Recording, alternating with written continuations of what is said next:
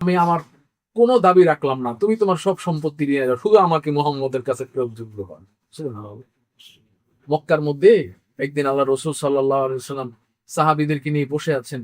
উমার রাদিয়াল্লাহু তাআলা আনহু আসলেন, তার গায়ে পুরনো ছেঁড়া চাদর আর পায়ে পুরনো ছেঁড়া জুতা। আল্লাহ রসুল সাহাবীরা কেঁদে ফেললেন। তারা বলতে লাগলেন, এই উমাইরকে দেখেছি, সকালে তিনি যেই জামা পরতেন সন্ধ্যায় সেই জামা পরতেন না, অন্য জামা, নতুন জামা পরতেন।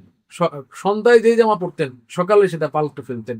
আজকে ইসলামের জন্য এই মুসআব ইবনে উমাইর কতটা ত্যাগ তিতিক্ষার শিকার হয়েছে, কতটা ত্যাগ তিতিক্ষা সে নিয়েছে। তা আপনি চিন্তা করেন যে এই মুসআব ইবনে উমাইর রাদিয়াল্লাহু তাআলা আনহু, তিনি প্রথমে আবিসিনিয়া ইথিওপিয়া হিজরত করলেন। ওই সময় হাবশা ছিল ওইটার নাম।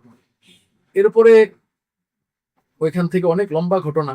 মুসআব ইবনে উমাইর রাদিয়াল্লাহু তাআলা আনহুকে আবার রাসূলুল্লাহ সাল্লাল্লাহু আলাইহি ওয়াসাল্লাম হিজরতের 1 বছর আগে তিনি দাওয়াতে পাঠালেন, মদিনায় আগেই পাঠিয়ে দিলেন।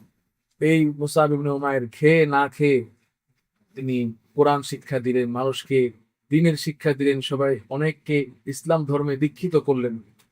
তিনি এতটা ত্যাগ তিতিক্ষা এবং আত্মবিসর্জন দিয়েছেন ইসলামের জন্য